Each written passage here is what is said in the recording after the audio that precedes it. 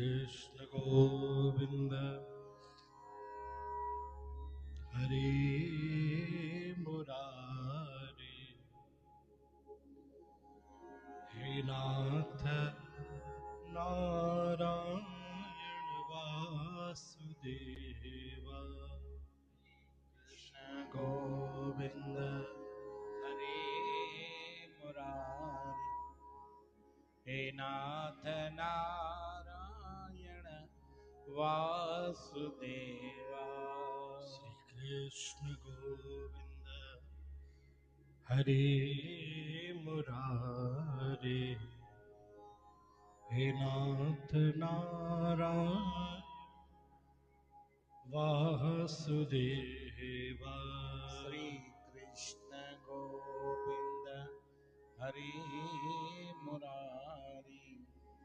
हे नाथ नारायण वासुदेवा।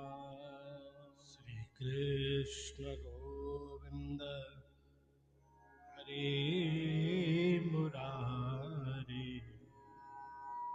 हे नाथ नारायण वासुदेवा।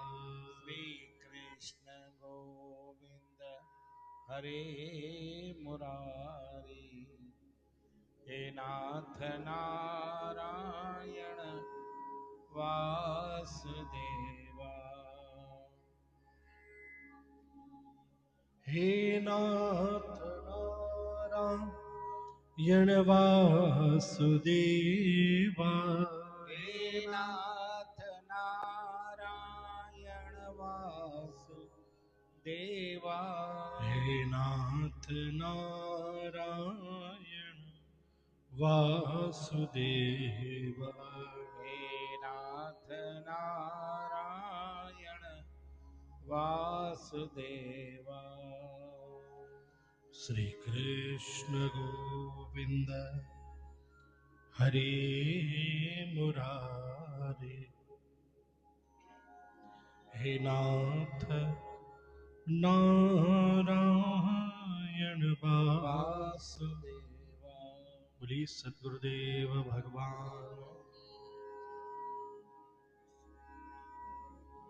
श्री भक्तमाल भगवान की जय। प्रथमे गुरुवंदना करा फिर मनावा गणी। तृतीय सुमिरामा शारदा। मेरे कंठ करो प्रवीण। मेरे कांटो सभी कले।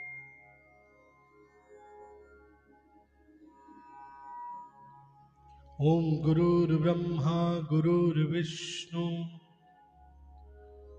गुरुर्देवो महेश्वरा।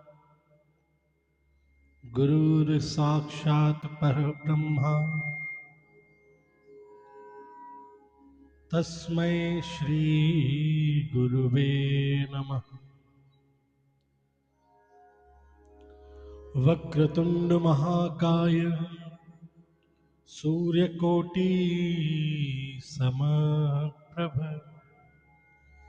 निर्विघ्नं कुरु मे देवो सर्वकार्येषु सर्वदा।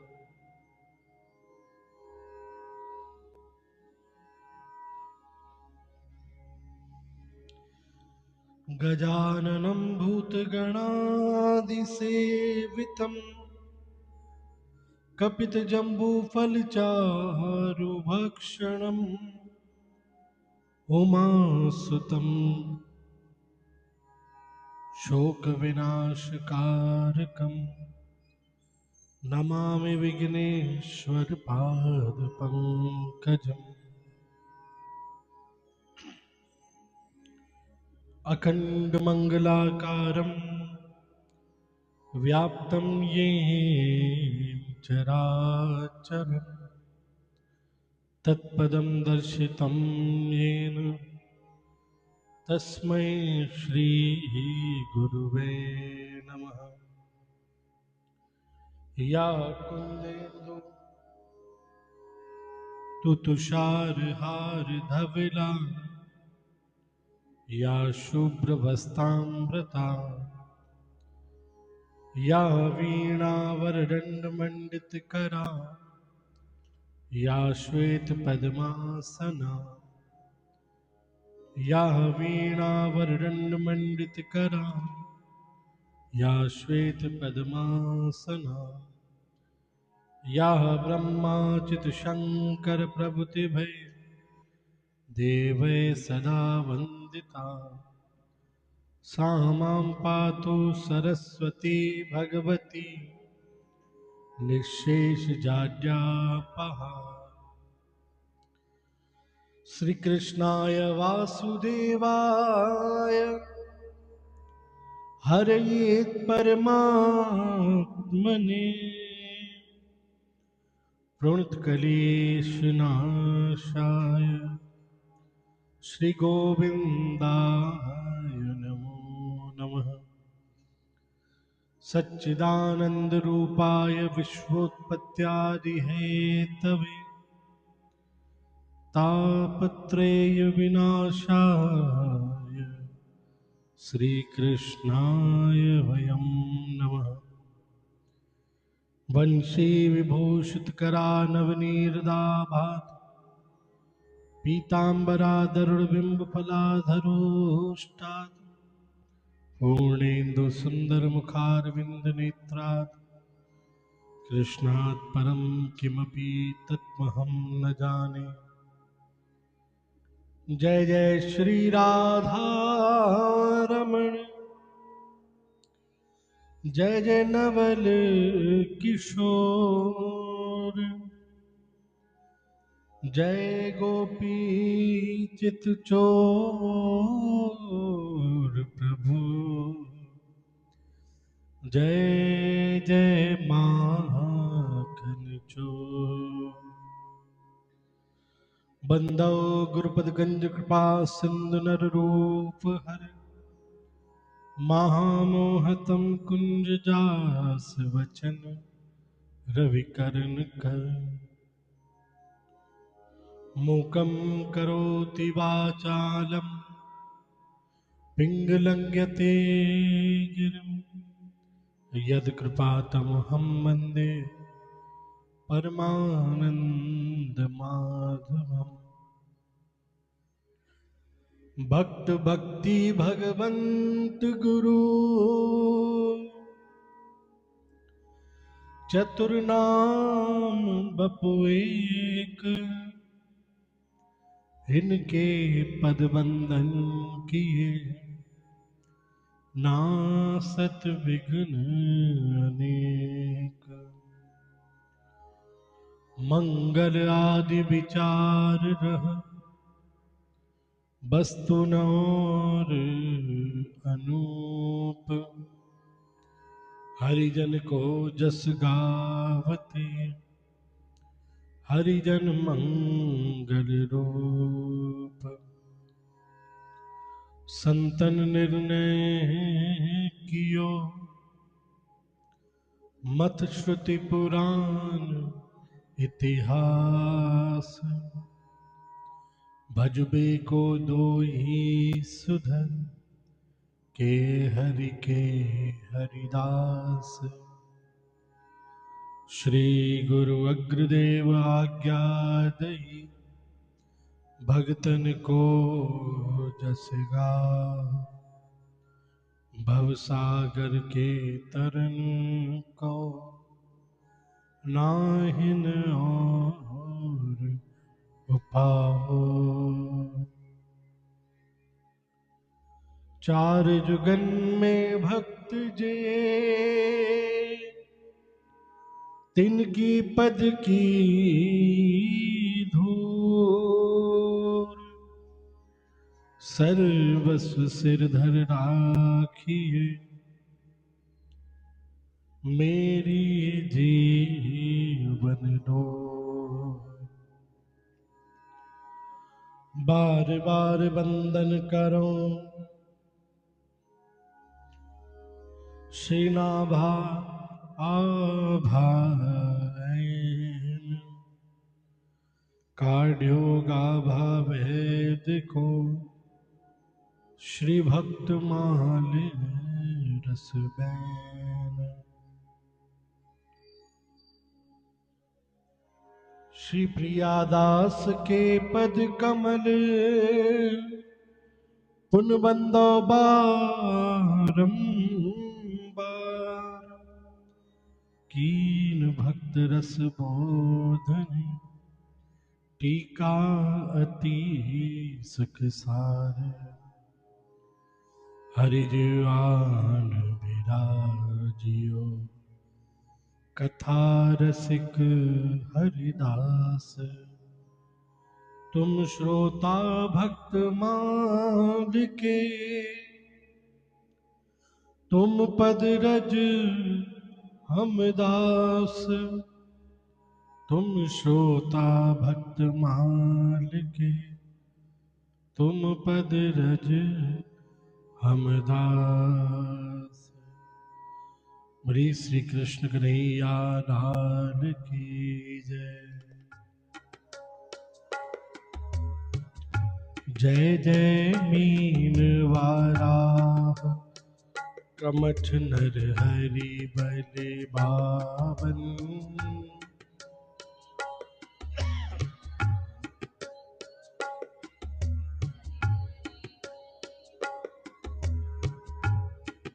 परशुराम रघुवीर कृष्ण कीरत जग पावन। रघुवीर कृष्ण कीरत बुद्ध कल की अरु व्यास प्रथु हरिहंस मन बंतर। बुद्ध कल की अरु व्यास प्रथु हरिहंस मन बंतर। यज्ञ ऋषभ है ग्रीव ध्रुव बरदैन धनवंतर। यज्ञ ऋषभ है ग्रीव ध्रुव बरदैन धनवंतर। बद्रिपति दत्त कपिल देव सनकादिक करुणा करो। बद्रिपति दत्त कपिल देव सनकादिक करुणा करो। 24 रूप लीला रुचिर श्री अग्रदास उर्पद धरो। 24 रूप लीला रुचिर श्री अग्रदास उर्पद धरो। जय जय मीन वाराह कामठ नरहरि बलि बावन। जय जय मीन।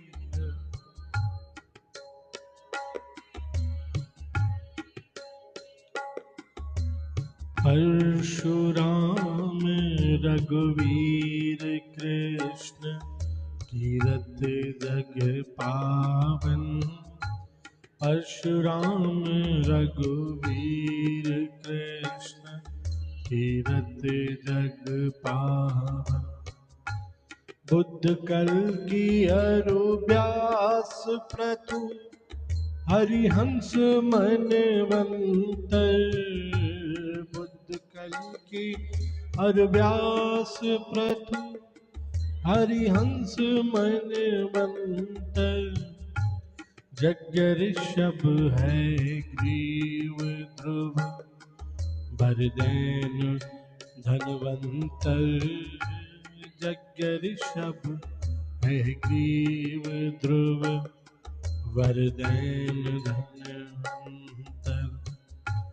बद्रिपति दत्त कपिल देव सनकादिक करुणा करो। बद्रिपति दत्त कपिल देव सनकादिक करुणा करो। 24 रूप लीला रुचिर श्री अग्रदास उर पद धरो। जय जय मीन वाराह कमठ हर हरि बलि बावन।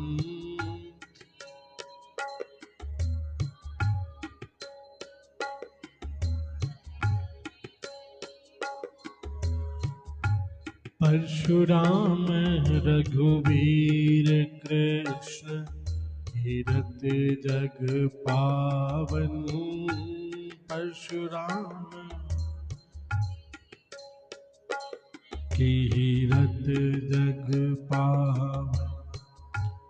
बुद्ध कल की अरु व्यास प्रभु हरिहंस मन मंतर।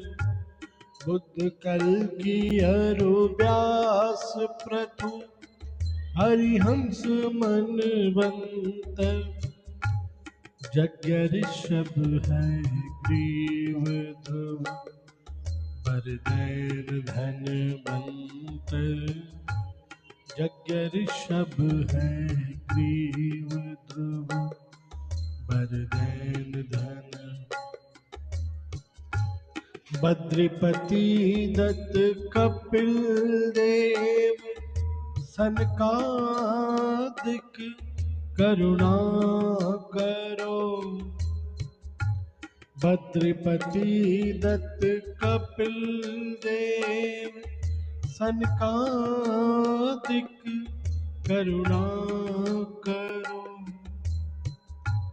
24 रूप लीला रुचिर श्री अग्रदास उर पद धरो। 24 रूप लीला रुचिर श्री अग्रदास उर पद। जय जय मीन वाराह कमठ नरहरि बलि बावन। जय जय मीन वाराह कमठ नरहरि बलि बावन। जय जय मीन वाराह कमठ नरहरि बलि बावन।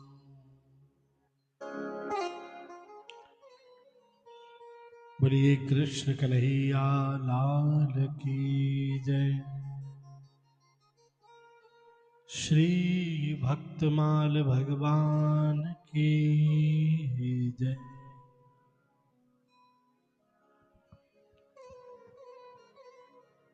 श्री भक्तमाल कथा में हम निरंतर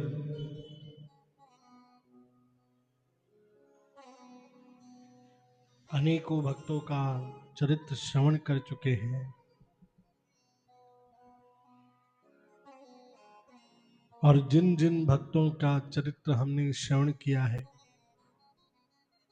उन सभी का जीवन का लक्ष्य, जीवन का उद्देश्य सिर्फ और सिर्फ प्रभु प्राप्ति ही है। और वह भक्त प्रामाणिक रूप से अपने चरित्र में कहे गए, प्रामाणिक रूप में अपने चरित्र से सिद्ध कर गए कि गुरु आज्ञा ही सर्वोपरि है, संत आज्ञा ही सर्वोपरि है। जिस प्रकार से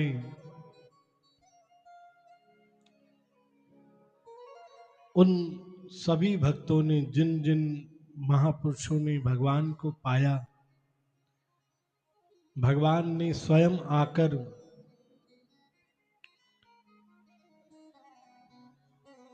उनकी हर जगह पर मदद करी।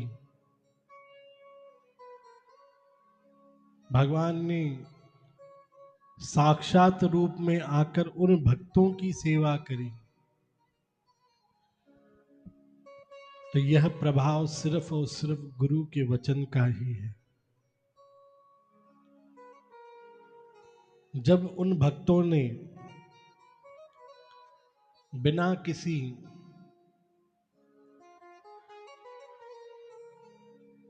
बहाने के, बिना किसी अविश्वासी के जब गुरु के वचनों को माना है, तब गोविंद आकर साक्षात रूप में प्रकट होकर उन भक्तों के कार्य आकर संवारे हैं। बोलो जय श्री कृष्ण।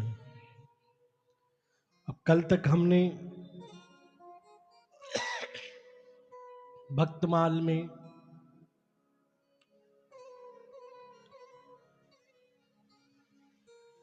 श्री जगन्नाथ महाप्रभु का चरित्र सुना। भगवान किस प्रकार प्रकट हुए, किस प्रकार आकर भक्तों का कल्याण किया। आगे जगन्नाथ भगवान के भक्तों का, जैसे माधवदास जी, सदना कसाई जी, जिन्होंने सहज रूप में ही भगवान को पा लिया। और यह चरित्र हमें सिखाते हैं कि भगवान हमसे दूर नहीं है। भगवान तो हमसे बस एक कदम दूर हैं।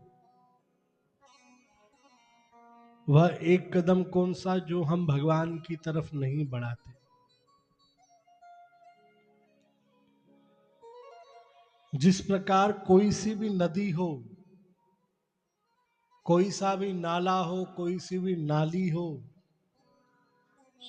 वह नाली बहते बहते जाकर बड़े नाले में जाएगी, बड़ा नाला बहते बहते किसी न किसी नदी में जाएगा, नदी बहते बहते किसी न किसी सागर में जाएगी। कहीं पर भी जल रुकेगा नहीं,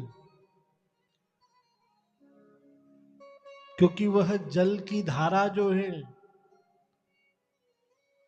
वह नदी की जो धारा है वो अंशी है। सागर जो है वो अंशी है, और वह नदी की धारा जो है अंश है। अंश हमेशा अपने अंशी से मिलने के लिए तत्पर रहता है।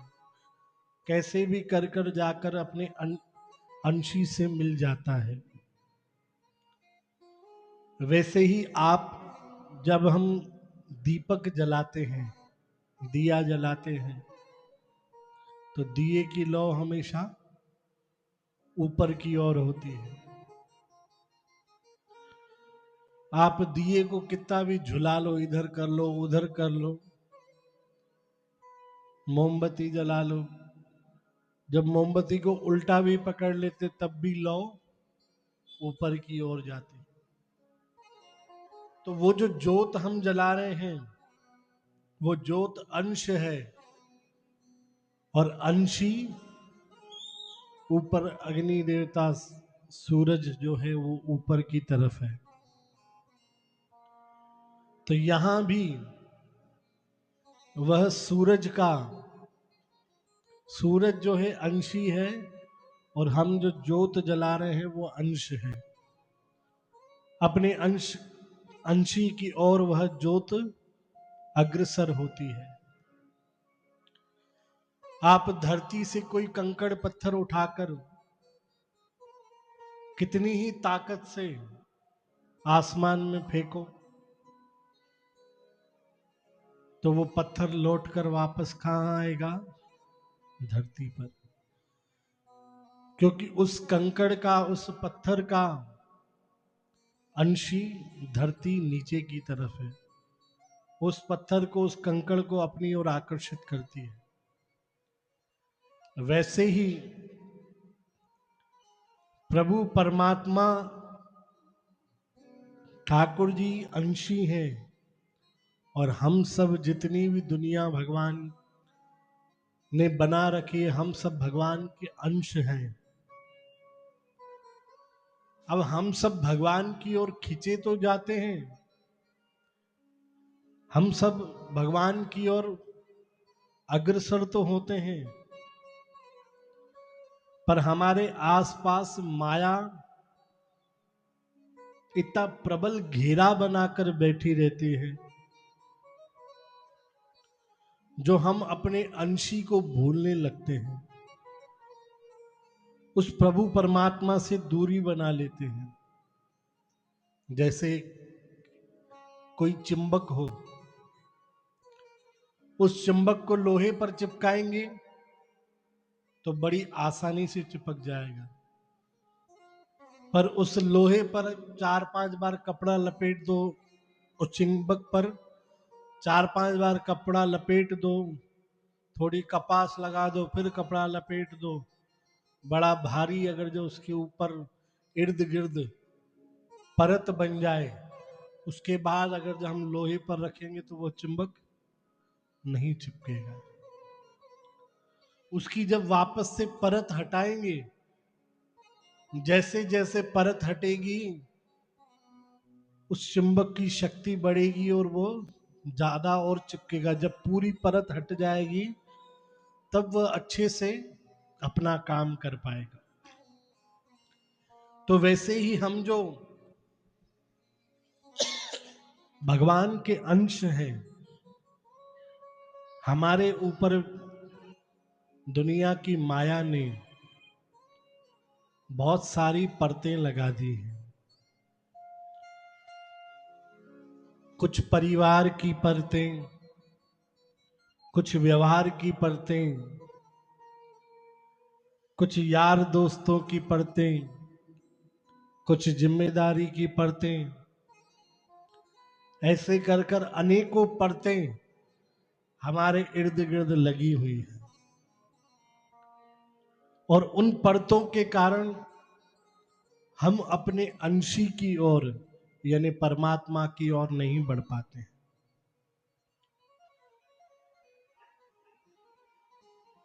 तो जब हम संत शरण जाते हैं, जब हम गुरु की शरण जाते हैं, गुरु संत पहले हमें सेवा में लगाते हैं।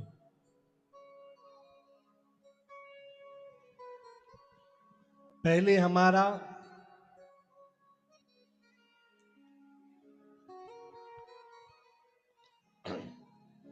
गुरु संत हमको तोलते हैं कि हमारे ऊपर माया की कितनी परत है, हमने भगवान से कितनी दूरी बनाई है।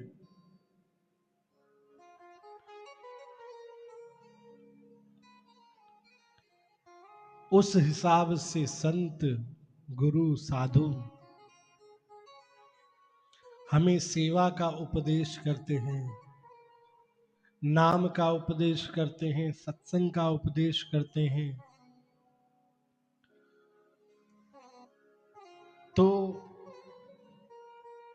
जैसी हमारी स्थिति होती है, उस स्थिति अनुसार हम जब नाम में, भजन में, सेवा में लगते हैं तो हमारा कल्याण होता है। जिस प्रकार स्कूल में अगर जो एक कक्षा में 40 बच्चे हैं, तो क्या 40 के 40 बच्चे प्रथम आएंगे? कोई पहला आएगा, कोई दूसरा आएगा और कोई फेल भी होगा। तो जो फेल हो रहा है और जो प्रथम आ रहा है, उन दोनों में फर्क क्या है? क्या उनके गुरु अलग अलग हैं? क्या उनको पढ़ाने का ढंग अलग है? पढ़ाने का ढंग भी वही, गुरु भी वही, और उन सब की मंजिल भी वही। फर्क कहां पड़ता है कि वह बालक कितना ध्यान दे रहा है, वह बालक पढ़ाई को कितना महत्व दे रहा है, वह बालक गुरु की शिक्षा को कितना महत्व दे रहा है। अगर जब वो महत्व देगा तो प्रथम आ सकता है, अच्छे नंबरों से उत्तीर्ण कर सकता है। अगर जो ध्यान न दे, लापरवाही करे, तो अच्छे नंबर तो छोड़ो, कथा अपनी परीक्षा में अच्छे से उत्तीर्ण भी नहीं होगा, पास भी नहीं होगा। तो वही भाव संतों के वचन तो वही हैं, जो वचन नरसी ने माने, जो वचन नामदेव ने माने, जो वचन ज्ञानेश्वर जी ने माने, जो वचन चौखा मेला जी ने माने, जो वचन जनाबाई जी ने माने, जो वचन माता शबरी जी ने माने, जो वचन केवट जी ने माने, और मानकर भगवान को पाया, जो वचन त्रिलोचन जी ने माने और मानकर भगवान को पाया, और एक तरफ बाकी पूरी दुनिया जो यह सिद्ध करने पे तुली है कि भगवान नाम की तो कोई वस्तु है ही नहीं। न कृष्ण है, न राम है, न शिव है, न विष्णु है। इसी पर बड़े बड़े काव्य लिखने बैठ गए। अब बताओ, जो वस्तु है ही नहीं तो उसको नहीं सिद्ध करने के लिए इतने बड़े काव्य क्यों लिखे जा रहे हैं? कोई कहे कि भाई आगरा में ताजमहल है, और दूसरा कहे आगरा में ताजमहल नहीं है। अब दोनों में से जो भी सच्चा हो, जो भी झूठा हो, पर जो कह रहा है कि ताजमहल नहीं है, तो भाई ताजमहल नहीं है तो ताजमहल का नाम कहां से आया? जो वस्तु है ही नहीं उसका वजूद कहां से आया? आप उन चीजों के लिए लड़ क्यों रहे हो? अगर जो लड़ रहे हो वह सिद्ध करने के लिए कि यह वस्तु नहीं है, तो यह बात पक्की है कि उसका वजूद तो है, पर उसका वजूद सामने आने से हम डर रहे हैं। अगर जब वो वस्तु सामने आ जाएगी तो शायद कोई हमारा व्यक्तिगत नुकसान होगा। तो जो पूरी दुनिया सिद्ध करने में लगी है कि परमात्मा नहीं है, परमात्मा कोई नहीं आता है,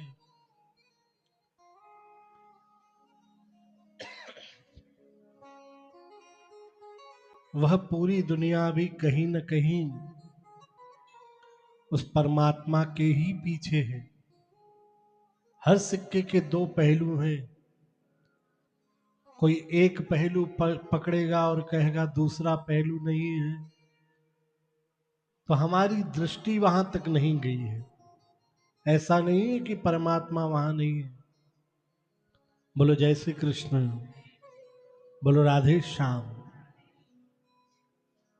इसलिए जो पार होने का मार्ग है वो संत गुरु की शरण से ही होकर जाना है।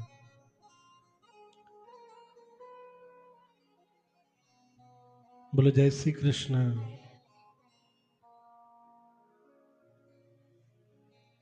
तो इन भक्तों की श्रृंखला में जो हमें नित्य भक्ति सिखा रहे हैं, उन भक्तों की श्रृंखला में आज हम भक्तिमती श्री कर्माबाई जी का चरित्र सुनेंगे।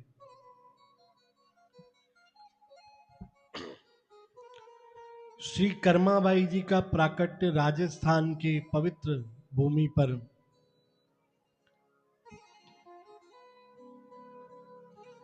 नागौर जिले के कालव ग्राम में हुआ।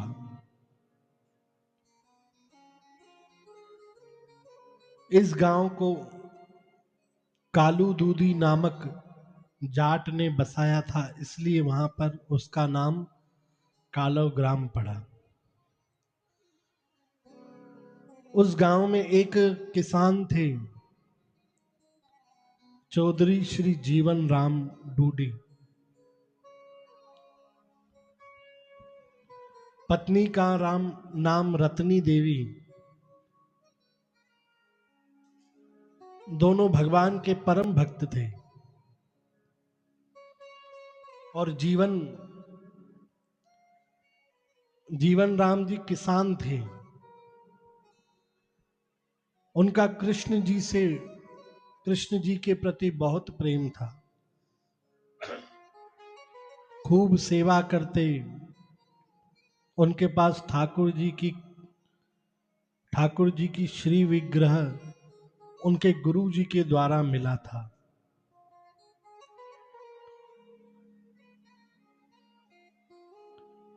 पढ़े लिखे थे नहीं, गुरु जी ने ज्यादा नहीं, बस कहा ठाकुरों को स्नान कराकर, वस्त्र पहनाकर, भोग लगा के बाद में ही भोजन करना। और देखो, अब तक हमने जितने भी भक्तों के इतिहास सुने हैं,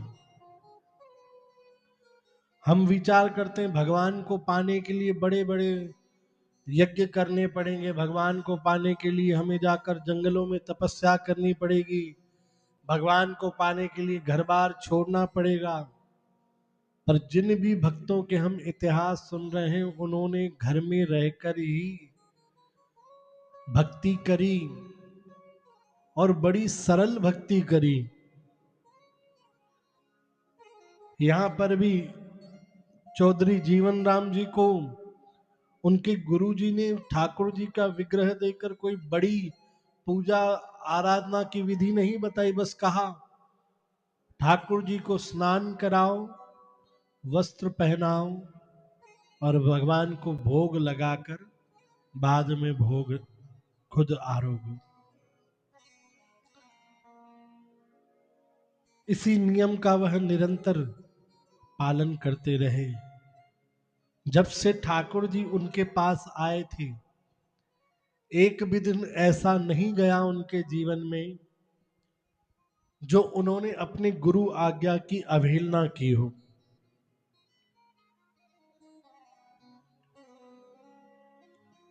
सदैव नियम का पालन करते रहे और इस भक्ति को प्रसाद भक्ति भी कहते हैं।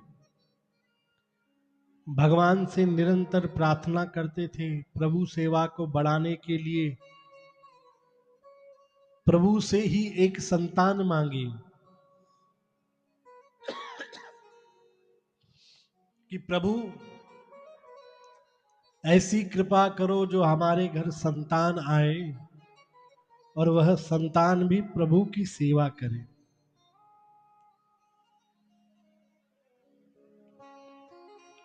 समय बीतता गया। कुछ समय बाद कालव ग्राम में अकाल पड़ा। परिवार का जैसे तैसे भरण पोषण होता था। इसी बीच रत्नी देवी गर्भवती हुई और गर्भ में श्री कर्माबाई विराजमान हुई। समय बीतता रहा, 10 महीने बीते, जिस महीने में ठाकुर जी प्रकट हुए। भाद्रपद कृष्ण पक्ष प्रतिपदा थी।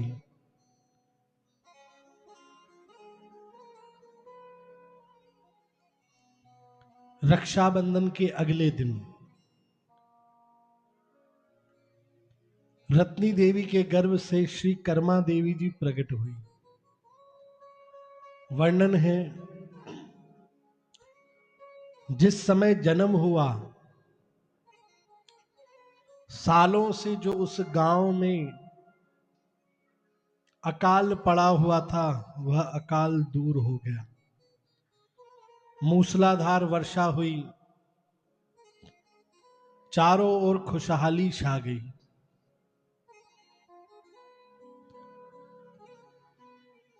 और तो सब दुनिया में जब जन्म लेते हैं रोते रोते लेते हैं, पर कर्माबाई और अनेकों भक्तों का ऐसा वर्णन है, जब कोई भक्त जन्म लेता है तो वह हंसते हंसते आकर जन्म लेता है। तो कर्माबाई जी भी हंसते हंसते जन्म लिया। दासी ने जाकर बाहर जीवन राम को बताया कि बहुत सुंदर लाली ने जन्म लिया है, हंसते हंसते, बड़ी अलौकिक है। किसान जीवन राम ने अपने सामर्थ्य अनुसार दान धर्म किया। अब गर्भ में ही मिली माता के द्वारा संस्कार और पिता जीवन राम की सेवा को देखकर धीरे धीरे वह बालिका बड़ी होने लगी। और जिस प्रकार से उनके माता पिता सेवा करते थे,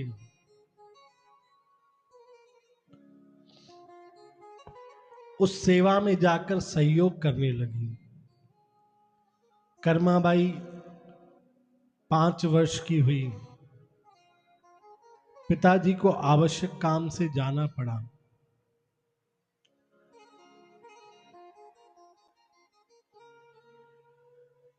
और कार्य अति आवश्यक होने के कारण माता भी साथ में गई।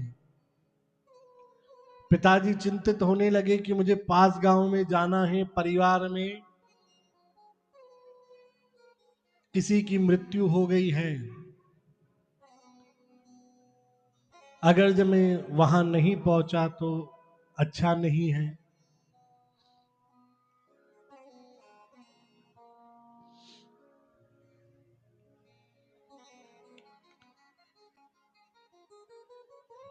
और अगर जब जाते हैं हम दोनों दंपति, तो पीछे ठाकुर जी की सेवा अधूरी रह जाएगी।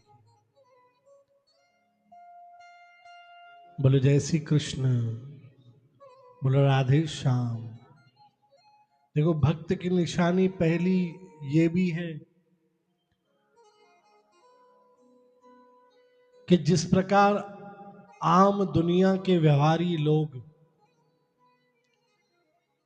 कहीं इधर उधर होते हैं तो पहले अपने बच्चों की चिंता करते हैं, पर भक्त पहले भगवान की चिंता करते हैं कि हम बाहर जाएंगे तो ठाकुर जी की सेवा छूटेगी। तो माता पिता दोनों आपस में बात करने लगे कि भगवान की सेवा छूट जाएगी, कैसे काम चलेगा। छोटी सी 5 वर्ष की कर्माबाई पिता के पास आई कि क्यों चिंता है। पिता ने कहा, हमें पास के गांव में परिवार में जाना जरूरी है, पीछे ठाकुर जी को भोग कौन लगाएगा। आज तक ऐसा कोई दिन नहीं हुआ जो हमने ठाकुर जी का भोग छोड़ा हो। कर्माबाई जी ने कहा, चिंता मत करो, मैं भोग लगाऊंगी। पिता कहने लगे, तू 5 वर्ष की छोटी सी बालिका क्या बनाएगी। तो कर्माबाई ने कहा, मैं रोज मां को देखती हूं, कुछ न कुछ तो जरूर बना लूंगी। और एक दिन की बात है,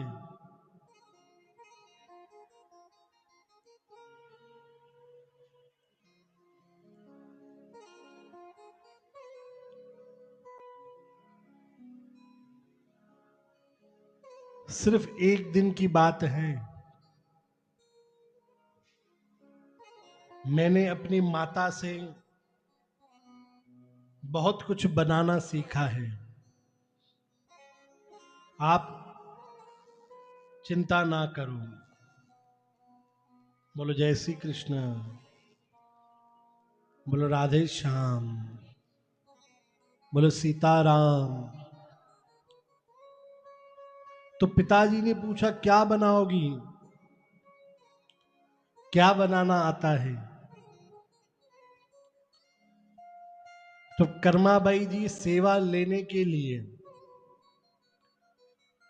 अपने माता पिता को निश्चिंत करने के लिए कहती है मुझे सब कुछ आता है बनाना, और ज्यादा नहीं तो भगवान को खिचड़ी बनाकर दे दूंगी, वह तो सबसे आसान है, दाल डालो चावल डालो कुछ मसाले डालो बन गई खिचड़ी। मां ने कहा ठीक है, तो खिचड़ी बना लेना, और सुन ठाकुर जी को ऐसे ही नहीं देना, उसमें घी डालना, फिर भोग लगाना, और उसके बाद तू पाना बिना भोग लगाए तू मत खाना। यह समझा के कर्मा जी की माता पिता दोनों चले गए।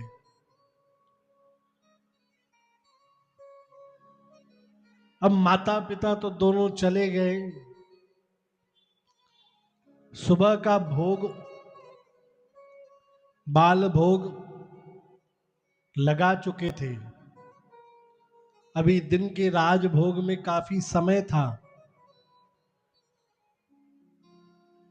पर बच्चों का स्वभाव जैसे होता है कि कोई जिम्मेदारी दो तो उन्हें लगता है जल्दी से जल्दी फटाफट उस चीज को हम पूरा कर दें। तो जैसे ही माता पिता गए बाल स्वभाव के वश उसी वक्त खिचड़ी बनाने की तैयारी में लग गई। खिचड़ी बनाई, उसमें घी डाला, साथ में गुड़ रख दिया, एक गिलास पानी रख के विनती करी कि खाइए।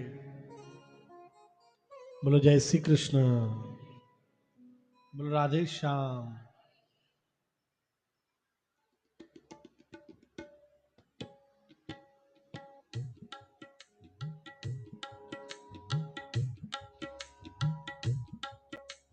और इस प्रसंग पे हमने सभी ने भजन सुन रखा है, सभी प्रेम से एक बार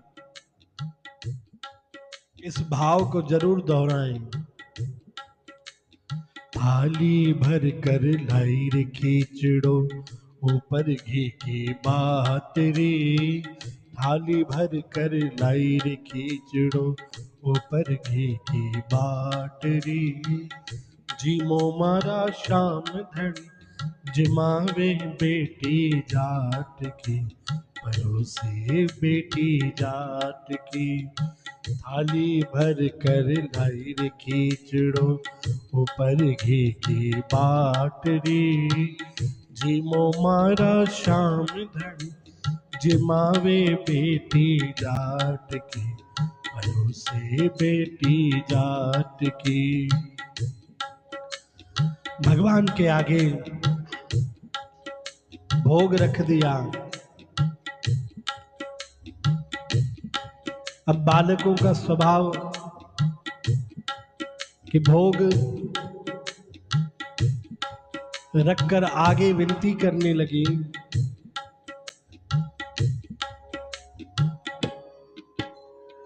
बाबो मारो गांव गयो है, ना जाने कद आवे लो। बाबो मारो गांव गयो है, ना जाने कद आवे लो। उके भरोसे बैठे रहो तो भूखो ही रह जाएगो। भूखे भरोसे बैठे रहो तो भूखे ही रह जाएगो। आज जमाऊं ताने की चिड़ो हो,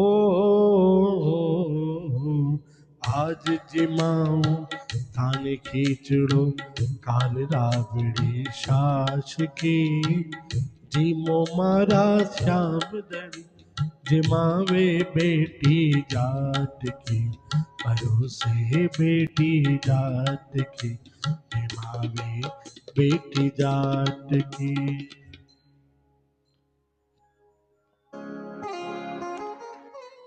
अब माता पिता के जाते ही जल्दी जल्दी तैयारी कर ली, खिचड़ी बना ली, भगवान के आगे भोग रखा और बड़ी बड़ी आंखें कर कर देखने लगी कि अब भगवान खिचड़ी उठाएंगे, अब खाएंगे। अब देखो 5 वर्ष की बालिका, कहा जाता है बच्चों में भगवान का रूप होता है, तो वो कारण यही है कि बच्चों को जैसा कह दो वो उस चीज को वैसा ही मान लेते हैं बिना तर्क के। और जहां तर्क वितर्क आ जाता है वहां पर ठाकुर जी नहीं है, और जहां कोई तर्क नहीं है वहां साक्षात ठाकुर होते हैं। ये कर्माबाई जी का चरित्र हमें बताता है।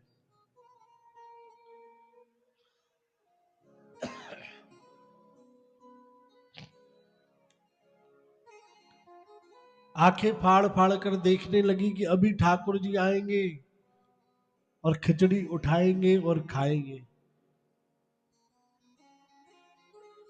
और ठाकुर जी को भोग लगाने की उत्सुकता इतनी थी कर्माबाई में, जो सुबह तो ठाकुर जी को भोग लग चुका था, पर कर्माबाई ने जैसे ही सुना कि आज मुझे सेवा मिलेगी तो उन्होंने खुद तो कुछ खाया ही नहीं, कहा कि ठाकुर जी को भोग लगाकर बाद में ही मैं खाऊंगी।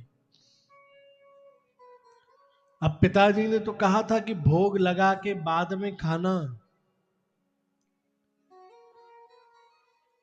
अब उनका कहना साधारण रूप में था, जैसे हम सब भगवान के आगे थाली रखते हैं, आंख बंद करी, दो चार ताली पीटी, आंख खोल के थाली उठा के चल दिए। ये हम आम दुनिया का भोग लगाना है। और उनके पिताजी ने भी यही कहा था कि भोग लगाना और खा लेना। पर 5 वर्ष की बालिका, भगवान में अटूट विश्वास, अटूट प्रेम, अपने माता पिता के ही भक्ति संस्कार,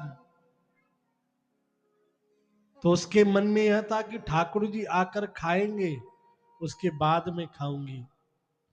और पिताजी भी खिलाते हैं तो ठाकुर जी स्वयं आते हैं।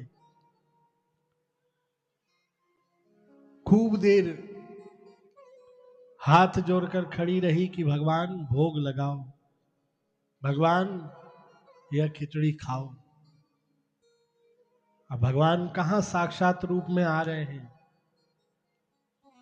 मन में विचार किया कि शायद मैं इतने सालों में पहली बार भगवान के पास में बैठी हूं आकर। रोज तो मेरे पिताजी भोग लगाते हैं, मेरे माताजी भोग लगाती है, लगता है ठाकुर जी मुझसे शर्मा रहे हैं। तो कहा ठीक है, आप भोग लगाओ, मैं पर्दा लगा देती हूं। यहां पर भी बाल स्वभाव, पर्दा तो लगाया पर पूरा नहीं लगाया, थोड़ा सा खुला छोड़ दिया। कहा देखूं तो सही भगवान भोग लगा रहे हैं कि नहीं। पर्दा लगाकर थोड़ी सी जगह छोड़ दी और उस थोड़ी सी जगह पे से झांक कर देखने लगी कि अब भगवान उठेंगे, अब खाएंगे, अब उठेंगे, अब खाएंगे। पर बहुत देर हो गई, भगवान ने नहीं खाया।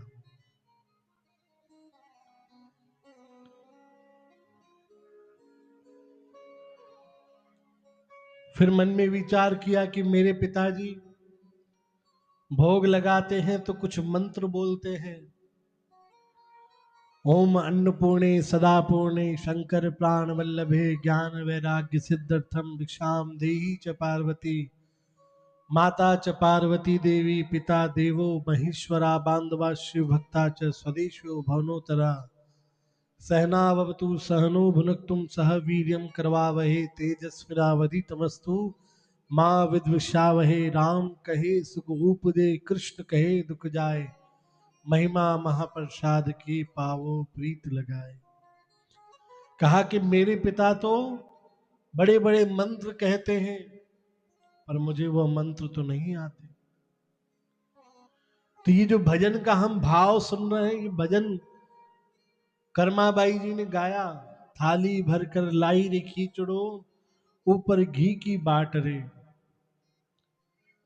मैं थाली भर कर खिचड़ी बनाकर लाई हूं, तुम खाओ। बार बार पर्दा लगाती, बार बार पर्दा हटाती कि अब तो खा लो, अब तो खा लो। बहुत देर विनती करी, जब ये प्रेम से भजन गाया भगवान के आगे कि अब मेरी विनती सुनो और ये खिचड़ी आरोगो। वह तोतली भाषा में भजन सुनकर, तोतली भाषा में प्रार्थना सुनकर ठाकुर जी प्रकट हो गए और बैठकर खिचड़ी खाने लगे। बोलिए कृष्ण कन्हैया लाल की। ठाकुर जी प्रकट हो गए और बैठकर खिचड़ी खाने लगे, खुद भी खाए और कर्माबाई को भी खिलाते जाए।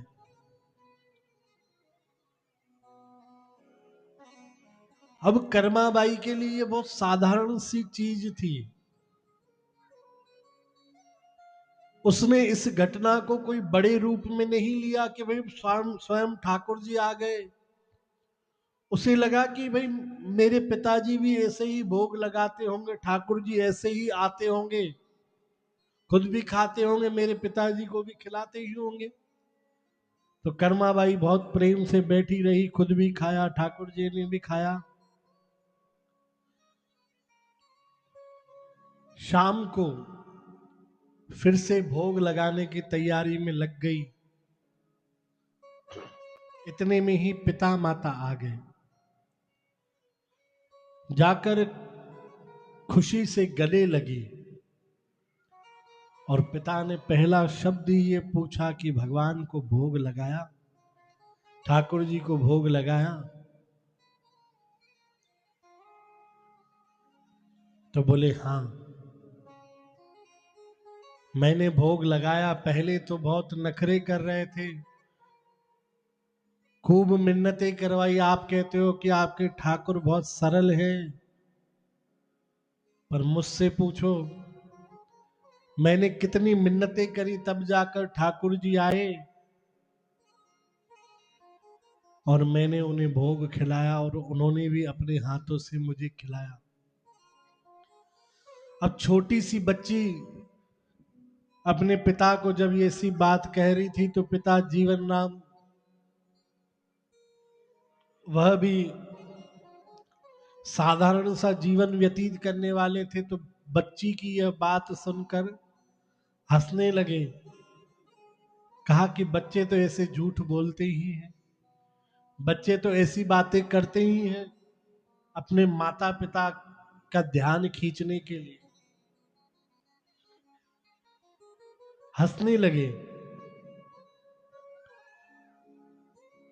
पिताजी ने कहा कि भाई ठीक है भाई, तुमने भोग लगा लिया, भगवान ने खाया, तुमने खाया, हमें भी तो खिलाओ, हम भी तो देखें कि आज भोग में क्या भगवान ने खाया, हमें भी तो उसमें से प्रसाद दो।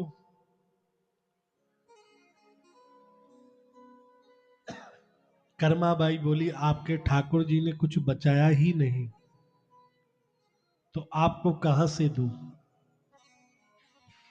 पहले तो आ नहीं रहे थे, खा नहीं रहे थे, फिर खाया तो एक एक उंगली चाट कर खा गए, कुछ भी नहीं बचाया। पिताजी कहने लगे बावरी हो गई है, पागल हो गई है, कैसी बात कर रही है, भोग कैसे लगाया ये तो बता। कहा मैंने खिचड़ी की थाली लगाई, पास में गुड़ रखा, उसमें घी डाला, जल का गिलास भर कर रखा, भगवान के आगे रखा। पहले तो भगवान नहीं कर रहे थे, बार बार पर्दा लगाया, बार बार पर्दा बंद किया। फिर ध्यान आया आप भजन गाकर, मंत्र गाकर भगवान को भोग लगाते हो, तो मैंने भी भजन गाया और भगवान को भोग लगाया। तो ठाकुर जी स्वयं आए, खुद भी खाया और मुझे भी खिलाया।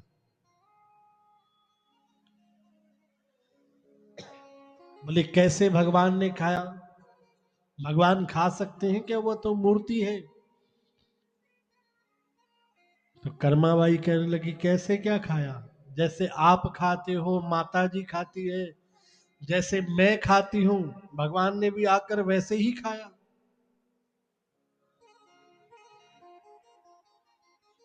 आप भी तो पढ़ाते हैं रोज, आप भी तो ठाकुर जी को रोज खिलाते हैं।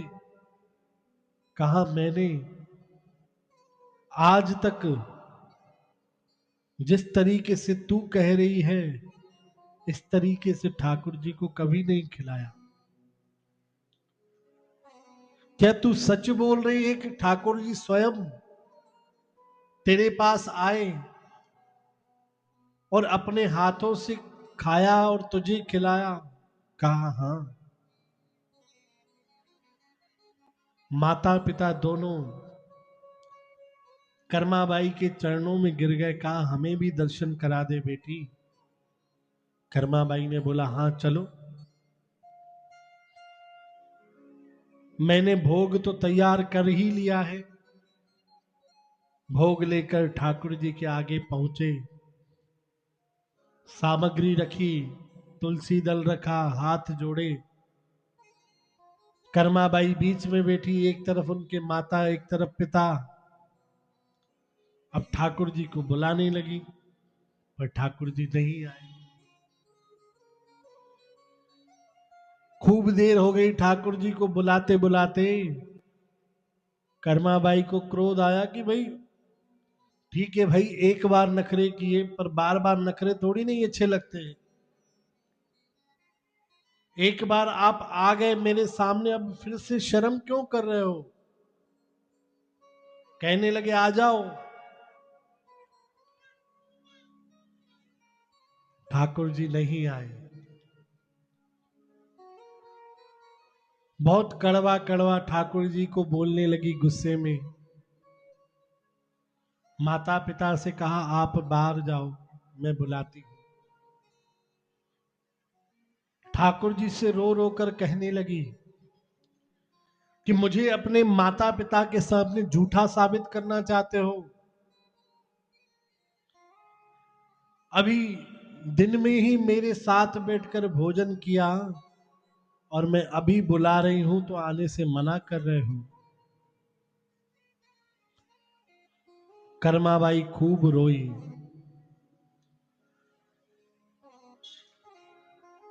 और जैसे ही कुछ आंसू कर्माबाई के बहे, ठाकुर जी आ गए और कहा खिला। अब कर्माबाई ठाकुर जी को खिला रही है, और खिलाते खिलाते आवाज लगाई पिताजी आ जाओ। जैसे ही पिता आए, उनके पिता को ठाकुर जी नहीं दिखे, उन्हें मूर्ति ही दिखाई दी। पर कर्मा जी को ठाकुर जी प्रकट रूप से दिख रहे थे। पिता कहने लगे हमें ठाकुर जी नहीं दिख रहे हैं, रोने लगे। माता जी रोने लगी कि हमें ठाकुर जी नहीं दिख रहे। हाथ जोड़कर कर्माबाई से विनती करने लगे कि हमें भी दर्शन कराओ। कर्माबाई जी ने ठाकुर जी को डांटने लगी। कहा इनकी कृपा से ही मुझे आपकी सेवा मिली, आप इन्हें भी दर्शन दो। भगवान खूब नाना करने लगे। कर्माबाई ने कहा अगर जब मेरे माता पिता को दर्शन नहीं दोगे तो मैं भी आपके सामने कभी नहीं आऊंगी, मैं भी आपसे बात नहीं करूंगी। ठाकुर जी ने कहा कि इनका भाव वैसा नहीं है, ये मुझे मूर्ति ही मानते हैं। कर्माबाई ने कहा मैं कुछ नहीं जानती, जैसे मुझे दिखाई दी हो वैसे ही मेरे माता को भी, मेरे पिता को भी दर्शन दो। अब भगवान रीझ गए और प्रकट हो गए। अब तीनों के हाथ से भगवान भोग लगाने लगे और कहा अब यह बात हम तीनों के बीच में रहे, पूरे गांव को नहीं बताना कि मैं तेरे हाथ से भोग लगाता हूं। बोले जय श्री कृष्ण। आप सब भी जाकर किसी को नहीं बताना, इन तीनों के बीच में बात रखना। अब पूरा परिवार मिलके भक्ति करे, और भक्ति भी क्या कि ठाकुर जी को स्नान कराए, वस्त्र पहनाए, नित्य भोग लगाए और ठाकुर जी स्वयं आकर खाएं और उन तीनों भक्तों को, कर्मा जी और उनके माता पिता को खिलाएं। यह लीला खूब वर्ष चलती रही। धीरे धीरे कर्माबाई बड़ी होने लगी, लगभग 10 वर्ष की हुई और पिता माता को कर्माबाई वृद्धावस्था में ही प्राप्त हुई थी। और अब अपनी उम्र ज्यादा हो जाने के कारण माता पिता को चिंता होने लगी कि अगर जब हम यूं ही चले गए तो पीछे कर्माबाई का क्या होगा। कर्माबाई का विवाह कर देना चाहिए। कर्माबाई नहीं चाहती थी, पर फिर भी राजस्थान के अलवर जिले में गाड़ी मामोर गांव में एक साहू गोत्र के लिखमा राम नाम के लड़के से बात पक्की हुई। लगभग 10 वर्ष की उम्र में नागौर से अलवर गाड़ी मामरा गांव में लिखमा राम के यहां आ गई। अब हमने जितने भी भक्तों के चरित्र सुने हैं, अब तक तो हमने कर्माबाई का बहुत सरल जीवन देखा, पर भक्तों का जीवन कभी भी सरल नहीं होता। भक्त जितना ज्यादा भक्ति में डूबते हैं उनका जीवन और कठिन होता जाता है, क्योंकि भगवान अपने भक्तों को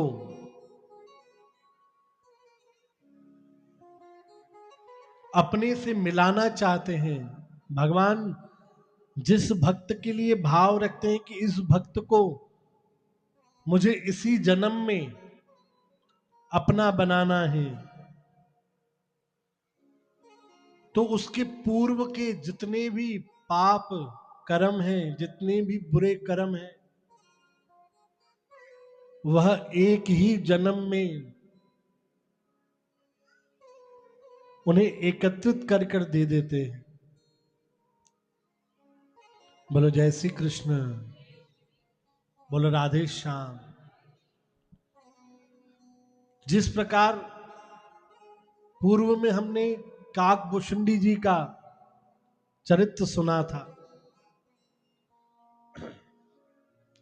कि वह राम जी का दर्शन करने के लिए अयोध्या पहुंचे थे।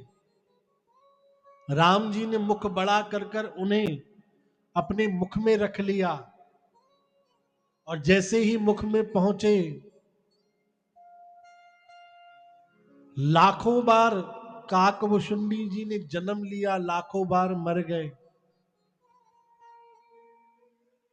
और जब राम जी ने मुख बाहर किया, बाहर आए तो देखा अभी तो कुछ सेकंड ही हुए थे।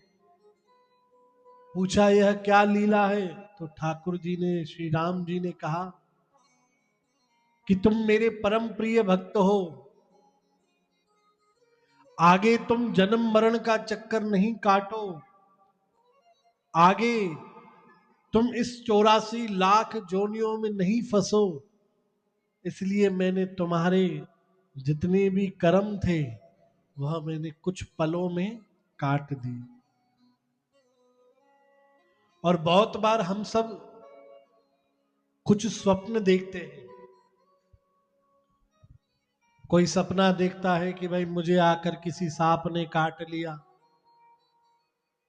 कोई सपना देखता है कि मैं किसी खाई से गिर गया, कोई सपना देखता है कि मुझे नींद में किसी ने मारा, किसी ने चोट पहुंचाई। तो हम दौड़े दौड़े फिरते हैं कि भाई हमने सपने में सांप देखा, कोई सही में आके तो हमें नहीं काट जाएगा। तो शास्त्रों में बताया हुआ है जो भी हम स्वप्न देखते हैं इस प्रकार के कि हम मृत्यु को प्राप्त हो रहे हैं, हमें कोई मार रहा है, हमें कोई तकलीफ हो रही है, तो बताते हैं कि वो हमारे ऊपर भगवत कृपा होती है कि हम कोई ना कोई अपना एक पूर्व का जन्म जो हम आगे भोगने वाले हैं, कोई ना कोई पूर्व का कर्म जो हम आगे जाकर किसी न किसी योनि में भोगने वाले हैं, कोई हमारे अच्छे कर्म की वजह से भगवान हम पर रीझ गए और उस कर्म को हमारे सपने में भगवान ने काट दिया। हम उस चीज को लेकर दुखी होते हैं, पर संत महात्मा बताते हैं कि अगर जो हम ऐसा कुछ देख रहे हैं तो हमारा कोई न कोई कर्म कटा है, हमारा कोई न कोई बुरी रेखा थी जो भगवान ने उस सपने में काट दिया। तो भक्तों का चरित्र जो होता है कभी भी सरल नहीं होता है, बहुत सी कठिनाइयां होती हैं, बहुत से उलझने होती हैं। और जब भगवान के पास वह भक्त पहुंचता है पूरे तरीके से निर्मल होकर, क्योंकि भगवान को कोई भी वस्तु चढ़ाई जाती है वह साफ और स्वच्छ होनी चाहिए। मैली चादर ओढ़ के कैसे द्वार तुम्हारे आऊं, हे पावन परमेश्वर मन ही मन शर्माऊं। जो हमने जन्मों जन्मों के पाप इकट्ठे करे हैं, जो हमारी आत्मा ने न जाने कितने जन्मों से पाप इकट्ठे कर रखे हैं, हम सोचे कि वह पाप भरी गठरी लेकर ही हम परमात्मा के यहां जाएंगे, तो नहीं, संभव नहीं। उन सब पापों को भोगना पड़ेगा, दुखों को भोगना पड़ेगा। अब जरूरी नहीं है कि वो एक ही जन्म में भोगने हैं, सबका एक निश्चित समय रहता है। पर जब हम संत सेवा में लगते हैं, भगवान की सेवा में लगते हैं, गुरु के वचन मानते हैं,